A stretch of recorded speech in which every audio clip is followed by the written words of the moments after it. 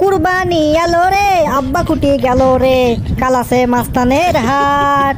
Use মোটা গরু কিনিমো, গোস্ত বেশি হবি রে, উসে মোটা গরু কিনিমো, গোস্ত বেশি হবি রে। কি হলো এরে? সখিনেরা খারাই গরু কিনছে, মাথা তোমার ঘুরলো। কি লেখছে দেখি তো। লেখছে আজকে বুড়িগঞ্জ হাটত থেকে 2,80,000 টাকা দিয়ে গরু কিনলাম। কাম সারছে, সখিনেরা 2,80,000 টাকা দিয়ে গরু কিনছে। এদিকে আমার বাপ আগের বছর 50,000 টাকা দিয়ে গরু কিনে যাচ্ছিল। কি পারবেন আব্বা কি করে? ইনকা 50,000 টাকা দিয়ে যদি গরু কিনে নিলে সে আব্বা কুরবানি দিতে পারছায়, তাহলে তো আমার প্রেম হবি না। জিঙ্কা করেই হোক, আব্বার থেকে এবার 3 লাখ টাকা দামের গরু কিনাই লিখবি না। আর দেরি করলে কাম হবি না। আব্বার কাছে যাই কই, আর কালকে তো মহাস্থানের হাট আছে, কালকেই গরু কিনা লাগবি। পোস্ট দেওয়াই লাগবি ফেসবুকে, জিঙ্কা করেই হোক। আব্বা ইডি বসতে কি করো? শুয়ে ছুতো লাগাচ্ছি রে, গেঞ্জি ছিঁড়ে গেছে, ওটা না সিলাই করছি। কিসা কাম কাজ, আজকাল যুগের ফকুরনিরাও গেঞ্জি ছিঁড়ে গেলে গেঞ্জি সিলাই করে না। আর আমার বাপের 150 বিঘে জমি, তাই বসতে গেছি গেঞ্জি সিলাই করতেছে। তুই এগুলো কিছু বুঝিস? এটা কত শখের আমার একটা গেঞ্জি, তো দাদা কিনে দিয়ে গেছিল রে, সেটাই সিলাই করতে করতে এতদিন পড়িচ্ছি। শীতে থোয়া লাগবে না। আচ্ছা হোক, তুমি যা ইচ্ছে তাই করো, কিন্তু ঘটনা হচ্ছে এইবার কুরবানি ঈদ 3 লাখ টাকার দামে তোমার কুরবানি দেওয়া লাগবে। আশেপাশে যত লোকজন আছে যারা মনে করে দিন আনে দিন খায়, তারাও কিন্তু লাখ টাকা নিচ্ছে গরু কুরবানি দিচ্ছে না। সেই হিসেব করে আমি দেখবো তোমার 150 বিঘে জমি, তোমার 3 লাখ টাকা দামের গরু কুরবানি দেওয়াই লাগবে, মিস নাই। High high high high high high রে, তুই এটা কি কথা কল রে? কি কোনো মানে Inca high high high high করছে কে? আমি তো ভালো কথাই করছি। গরিব দুঃখী মানে যতগুলো আছে সেগুলি কি তো ভালোভাবে গোস্ত বন্টন করা লাগবে, তাছাড়া তো হবি না। একদিন আমি গরিব দুঃখী মানুষ দেখিনি নাকি? 50,000 টাকা কুরবানি দিছে আগের বার, কত মানুষ দেওয়া আছে গোস্ত জানিস? অত শত কথা আমি বুঝি নে, আমার কথা 3 লাখ টাকা দামের গরু কিনবা, এটাই ফাইনাল। তোর কথা মতো চললে তো হবাল্লাই, আমার যা আয় তাই ব্যয় কর লাগবি। সি সি সি সি আব্বা, তোমাকে এই কথা কতে শরম লাগলো না? তোমার হচ্ছে 150 বিঘে জমি, আমাকে এই 12,000 টাকা বিঘে, তাহলে 150 বিঘের দাম কত হচ্ছে একবার হিসেব করছা? 18 লাখ টাকা হচ্ছে। আর মাত্র 3 লাখ টাকা দিয়ে গরু কুরবানি দেবা, তাতেই তোমার বেঁধে যাচ্ছে। সারছে বারে, আমার বেটা 3বার ম্যাটটাই ফেল করলো, তাই কমা দেখিচ্ছি ভালো হিসেব বোঝে।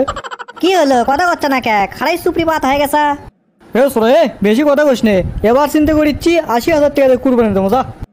না আমি বোঝা পারছি, ইনকা করলে কাম হবার লাই। তোমার খাটের নিচে টাকার খুঁটি তোষা, ওই খুঁটিটাই আমার সরান লাগবি। এই সব বোনাস, আমি খাটের নিচে মাটি খুঁড়ে টাকা থুসি, এই কেঙ্কা করে জানলো? এ বাবা তুই যা করছু তাই হবি যা, এইবারে 3 লাখ টাকা দামের কুরবানি দেবো যা। দে কে বলতে লাইন তালা, এই কথাটা আগে করলে তো আমি শান্তি পাই। তে আব্বা ই করো তাহলে, ওই কালকে সকালবেলা ওই মাস্তানের একটা হাট আছে, ওই হাটত দিয়ে আমরা গরু দেখি। 3 লাখ টাকার দামের গরু ভালোই হবে, সমস্যা নাই। লেজর 2 বাড়ি আর পাঁচার 2 বাড়ি দিলেই কিনা হবে, কোনো সমস্যা নাই। 3 লাখ টাকা তুমি সকালবেলা লিও। যা, তুই এখন মুখ রাখতে সত্য।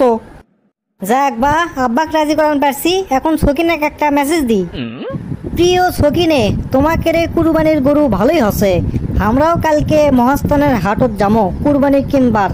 এবার অল্প টাকার মধ্যেই কিনবো, বাজেট 3 লাখ টাকা। সব কিছু যদি ঠিক থাকে তাহলে কুরবানি ঈদের দিন তোমাকে রে বাড়িতে গোস্ত দেবার যাবো, তোমার সাথেও দেখা হবে। ইতি তোমার ভালোবাসার মানুষ। যাক লেখা আছে, এখন সেন্ড করে দিই। ও সকিন এক মেসেজ দেওয়ার পর আমার মনটা সে হালকা হলো বারে। যাই তো এনা বাইরে থেকে ঘুরে আসি। আসসালামু আলাইকুম হুজুর, ভালো আছেন? ওয়ালাইকুম আসসালাম, আলহামদুলিল্লাহ ভালো আছি, তুমি কেমন আছো? হ্যাঁ হুজুর ভালোই আছি।